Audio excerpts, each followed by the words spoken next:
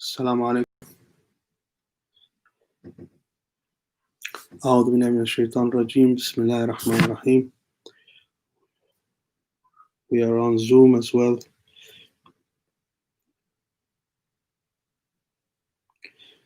Alaikum. أعوذ بالله من الشيطان الرجيم. بسم الله الرحمن الرحيم. We start today at Hadith number 201. بسم الله الرحمن الرحيم. قال رسول الله صلى الله عليه وسلم: أحذركم 7 فتن تكون بعدي، فتنة تقبل من المدينة، وفتنة بمكة، وفتنة تقبل من اليمن، وفتنة تقبل من الشام، وفتنة تقبل من المشرق، وفتنة من المغرب، وفتنة من بطن الشام، وهي فتنة السفياني. The Prophet ﷺ said, I warn you of 7 calamities. I use calamities here, a translation of fitna. I warn you of 7 calamities to occur after me.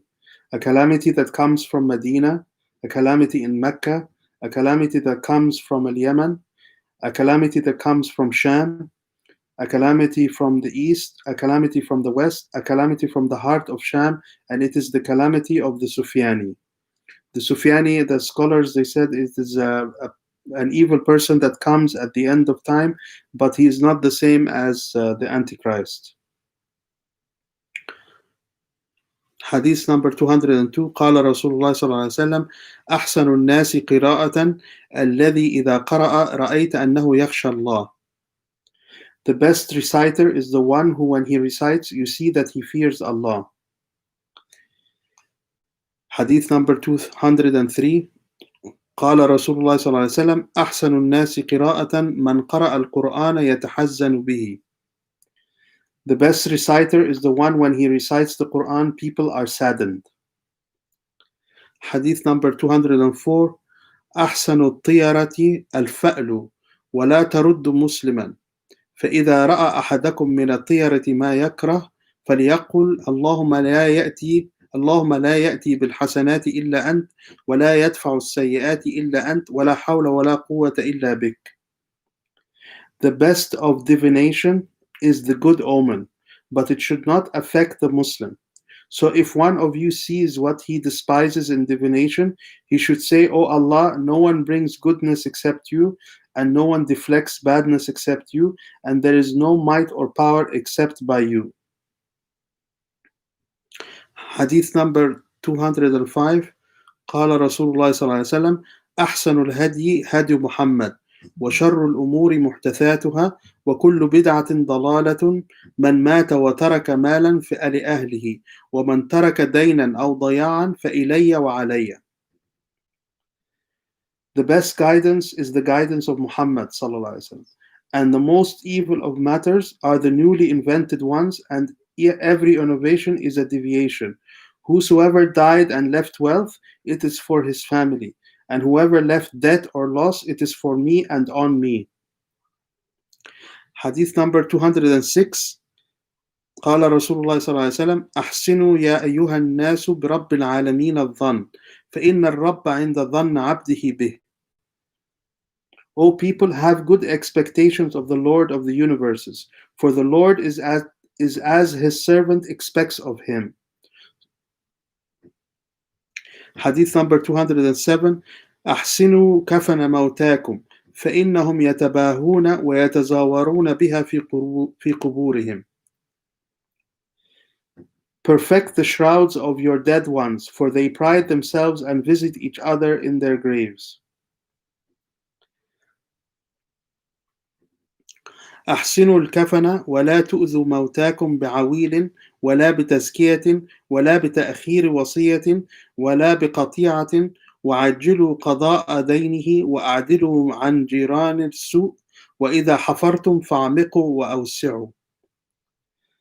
Hadith number 208. Perfect the shroud and do not harm your dead ones by wailing or overly praising them or delaying their will or abandoning them. Hasten paying off their debt and be fair with his bad neighbors, and when you dig deep and wide. There was a question in the session with with Sheikh Mehmet Nazim concerning what to do about the dead. And this is a perfect explanation for preparing for the dead. I will read it again because it's important. Perfect the shroud and do not harm your dead ones by wailing or overly praising them, or delaying their will or abandoning them. So these are harms for the dead person, that you wail when they die, or you overly praise them also. You say things that are not true about them, or delaying their will. If they their will here, wasiya in Arabic, the will means things that can be that they like to happen. Yani, they say, for example, give something to that person, or go visit your aunt or uncle, or do something. Then you must not delay that. You must do it quickly. Uh, or abandoning them, and also leaving the grave and not visiting them regularly for reading Quran, and this will harm the dead.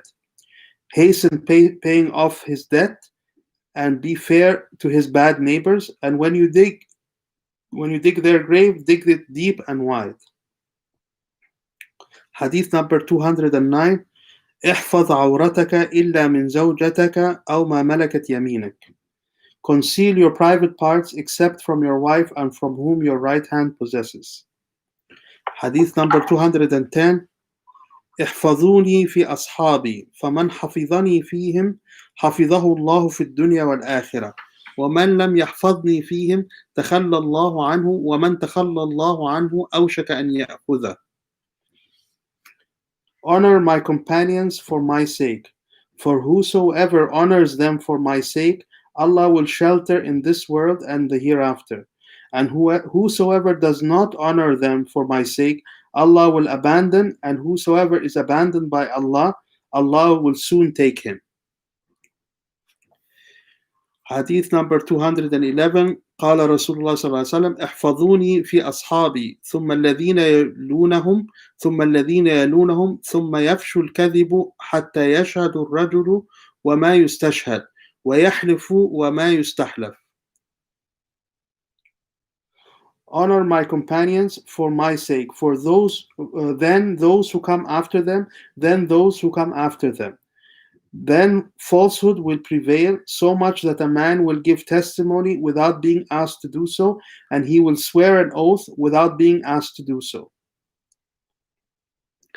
Hadith number 212. أعوذ بالله قال رسول الله صلى الله عليه وسلم أحضروا موتاكم ولقنوهم لا إله إلا الله وبشروهم بالجنة فإن الحليم من الرجال والنساء يتحير عند ذلك المصرع وإن الشيطان أقرب ما يكون من ابن آدم عند ذلك المصرع والذي نفسي بيده لمعاينة ملك الموت أشد من 1000 ضربة بالسيف والذي نفسي بيده لا تخرج نفس عبد من الدنيا حتى يتألم كل عرق منه على حياله. Very important hadith. Hadith number 212, again also about the dead. Attend to your dead and dictate to them, La ilaha illallah. There is no God except Allah. Give them good tidings about paradise, because the most peaceful of men and women will be bewildered at that encounter. And surely the shaitan is closest to the son of Adam at that encounter. By he who holds my soul in his hand, seeing the angel of death is more painful than 1,000 beatings with a sword. By he who holds my soul in his hand, no soul leaves this world except that every single vein in his body feels pain. So this is a very important hadith for us when we have older family members or who are going to be passing away. We need to be with them in the last moments and to dictate to them, talqeen, to say to them to say La ilaha illallah. Why? Because at that moment when they see the angel of death, it is as if they are being beaten by 1,000 swords. And the shaitan is closest to the son of Adam at that moment. So a person can be pious and devout all of his life and lose his iman in the last few breaths. So this is why it is very important to be close to your family members, your loved ones at the time of death. Hadith number 213. أحضروا الجمعة وادنوا إلى الإمام فإن الرجل لا يتخلف عن الجمعة حتى إنه لا يتخلف عن الجنة وإنه لمن أهلها. Attend the Jum'ah and be close to the Imam. For the one who stays behind from the Jum'ah to the point that he stays behind paradise, even though he is from its people. Hadith number 214. أخاف على أمتي من بعدي ثلاثا ضلالة الأهواء واتباع الشهوات في البطون والفروج والغفلة بعد المعرفة. I fear for my nation after me from three: deviation of the desires, pursuit of the appetites of the stomachs and the private parts, and heedlessness after knowledge. Hadith number 215. قال رسول الله صلى الله عليه وسلم أخاف على أمتي من بعدي ثلاثة حيف الأئمة وإيمانا بالنجوم وتكذيبا بالقدر. I fear for my nation after me from three: the oppression of the leaders, belief in astrology, and the denial of fate. قال رسول الله صلى الله عليه وسلم أخاف عليكم ستة إمارة السفهاء وسفك الدم وبيع الحكم وقطيعة الرحم ونشأ يتخذون القرآن مزامير وكثرة الشرط. I fear for you six: to be ruled by fools, to spill blood, to sell authority, to cut the bond of kinship, a generation that takes the Quran as if trumpets, and the abundance of police. The thing about taking the Quran as trumpets, the scholars, they said to be like singing with the Quran, to read the Quran with such a way that it is singing, that it is made to be, that the melody is more important than the words. Yani. Hadith number 217. احفوا الشوارب وعفوا اللحي ولا تشبهوا باليهود. Trim the mustaches and let the beards grow and do not emulate the Jews. اختتن قال رسول الله صلى الله عليه وسلم اختتن إبراهيم وهو ابن 20 و100 سنة ثم عاش بعد ذلك 80 سنة. Ibrahim was circumcised when he was 120 years of age and lived 80 years after that. Hadith number 219. قال رسول الله صلى الله عليه وسلم اختصم عندي الجن المسلمون والجن المشركون وسألوني أن أسكنهم فأسكنت المسلمين الجلس وأسكنت المشركين الغور. The Muslim jinn and unbeliever jinn came to me with a dispute and asked me to appoint a place for them to dwell. I made the Muslim dwell in Al-Jalas, the villages and mountains, and I made the unbelievers dwell in the Ghawr, between the mountains and the seas. So Jalas is an area that is known as where the cities and the villages and mountains around the villages, and the unbeliever jinn are out in the mountains and the seas. قال رسول الله صلى الله عليه وسلم اختضبوا بالحناء فإنه يزيد من جمالكم وشبابكم ونكاحكم. Color with henna, for it increases your beauty, your youthfulness, and your libido. Hadith number 221. قال رسول الله صلى الله عليه وسلم أخذ الأمير الهدية سحت وقبول القاضي الرشوة كفر. The taking of a gift by a leader is unlawful, suht, and the acceptance of a bribe by a judge is unbelief, kufr. قال رسول الله صلى الله عليه وسلم أخر الكلام في القدر لشرار هذه الأمة في آخر الزمان. The talk of fate has been kept for the wicked of the last days. Yani, talking about fate, it is not something that the Prophet ﷺ recommended.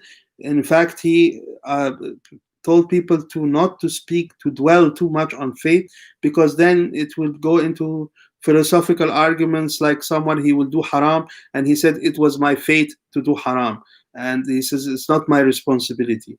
So talking too much and discussing about faith and philosophizing about qadar is a dangerous thing, and as we can see now, it is akhir zaman and people are talking like this.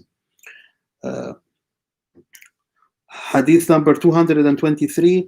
قال رسول الله صلى الله عليه وسلم: أخذ الله مني الميثاق كما أخذ من النبيين ميثاقهم وبشر بي المسيح عيسى بن مريم ورأت رسول الله صلى الله عليه وسلم في منامها أنه خرج من بين رجليها سراج أضاءت له منها قصور الشام. Allah has taken a covenant from me as he took covenants from the prophets, and the Messiah, Jesus the son of Mary, gave good news about me. And the mother of the Messenger of Allah ﷺ saw in her dream that a light emerged from between her legs that lit up the palaces of the Levant, Sham.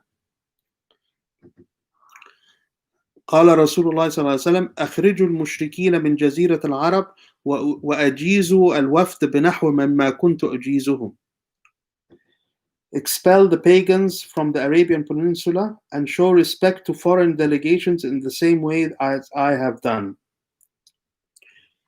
أخرجوا يهود قال رسول الله صلى الله عليه وسلم: أخرجوا يهود الحجاز وأهل نجران من جزيرة العرب واعلموا أن شر الناس الذين اتخذوا قبور أنبيائهم مساجد.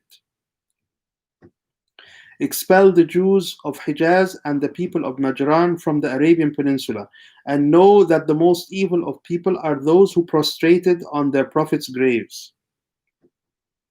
It is said here that this is the last word spoken by the Prophet ﷺ. And here, the Arabic, اتخذوا قبور أنبيائهم مساجد. Some say that this is like that making mosques around the tombs of the prophets, but in Arabic, masajid here, it means that the point of where you make sajda. They didn't say اتخذوا على قبور أنبيائهم. No, اتخذوا قبور أنبيائهم مساجد, meaning that the grave itself was considered to be where they prostrate, where they put their head. And the evidence for this is that Sayyidina Ismail, Sayyida Hajar, and lots of other prophets are buried in the Hijr Ismail, and we are praying towards that direction in the Kaaba.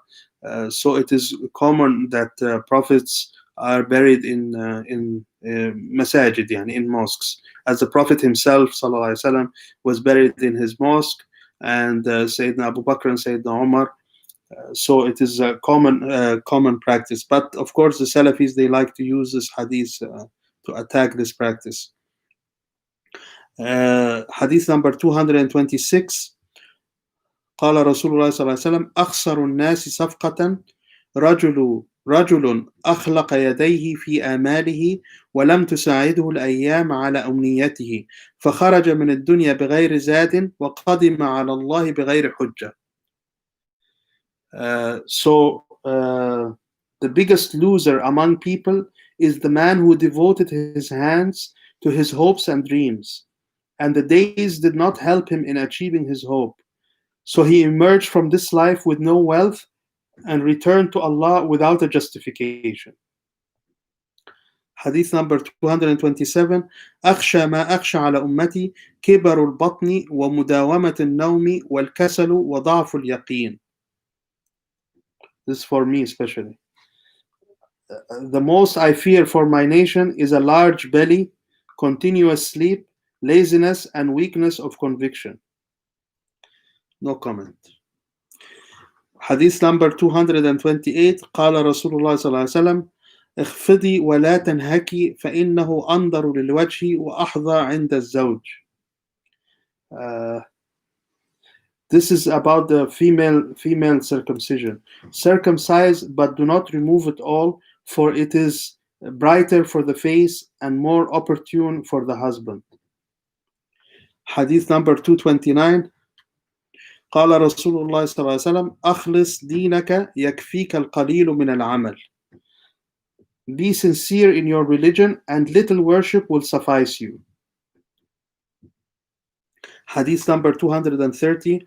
أخلصوا أعمالكم لله فإن الله لا يقبل من الأعمال إلا ما خلص له. Be sincere in your work for Allah does not accept work unless it is purely for Him. This is along the lines of what our sheikhs are teaching, to have sincerity in worship.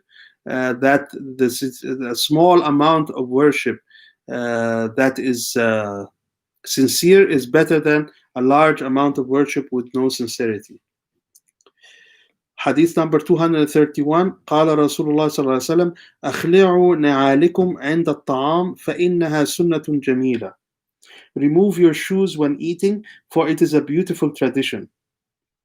Hadith number 232. قال رسول الله صلى الله عليه وسلم أخوف ما أخاف على أمتي الأئمة المضلون. The most I fear for my nation are deceptive leaders. Hadith number 233. أخوف ما أخاف على أمتي ثلاث الاستسقاء بالأنواع وحيف السلطان وتكذيب القدر. The most I fear for my nation are three: asking for rain from the stars, oppressive authority, and the denial of fate. Here, asking for rain from the stars, and it's like believing in astrology, and this the pagans, they used to do this. They would look at the stars and they would see whether there will be rain or not. Maybe someone can argue that now this weather, looking at the weather predictions, is similar to that, but Allahu A'lam. Hadith number 234. أخوف ما أخاف على أمتي ثلاث ضلالة الأهواء واتباع الشهوات في البطن والفرج والعجب. This is similar to a previous hadith. The most I fear for my nation are three: deviation of the desires, pursuit of the appetites of the stomachs and private parts, and arrogance. Hadith number 235. أخوف ما أخاف على أمتي شح مطاع وهوى متبع وإعجاب كل ذي رأي برأيه.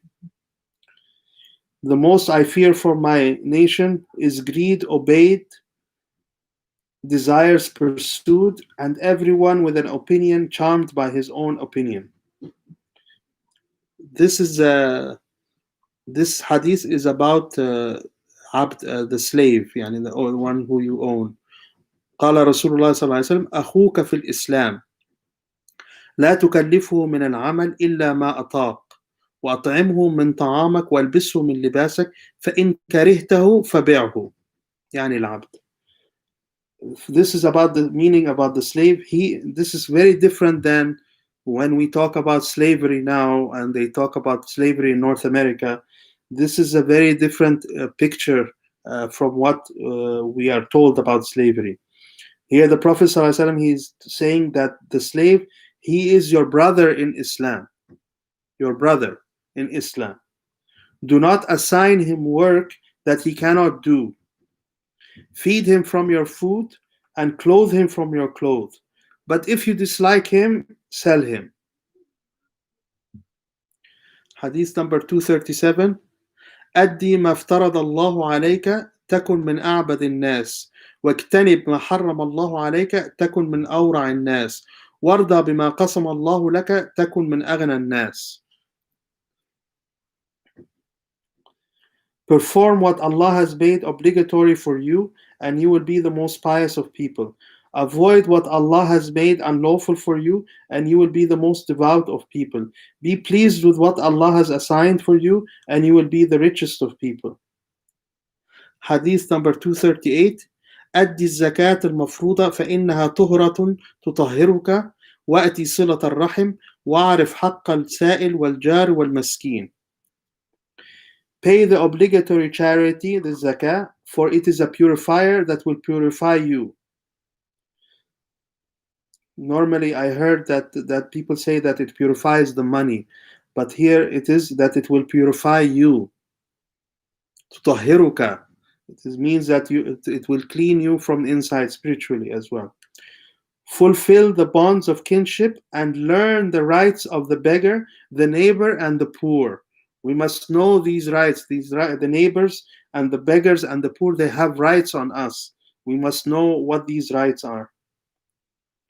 The next hadith is about the زكاة الفطر in Ramadan.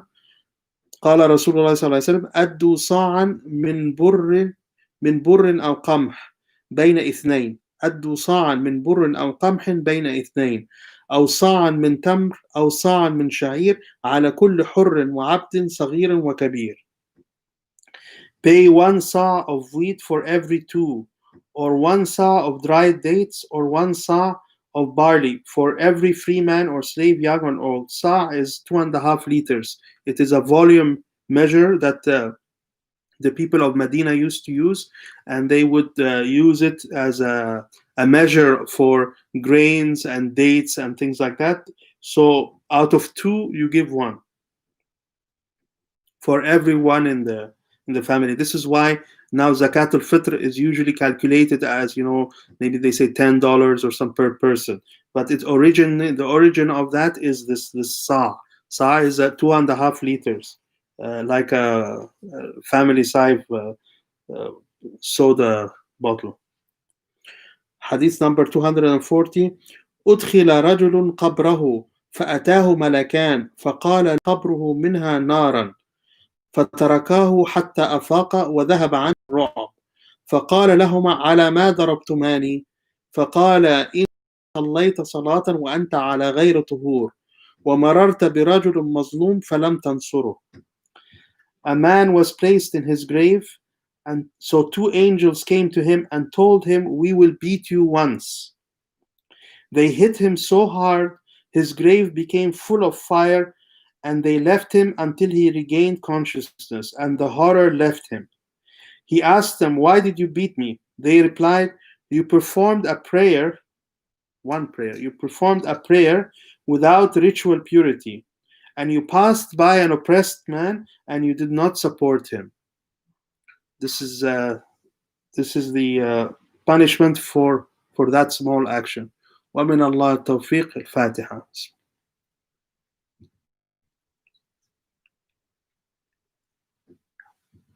Assalamu alaikum and thank you. Inshallah, this was recorded on YouTube, so you can share it, or you can revisit it later again. Yeah. Assalamu alaikum.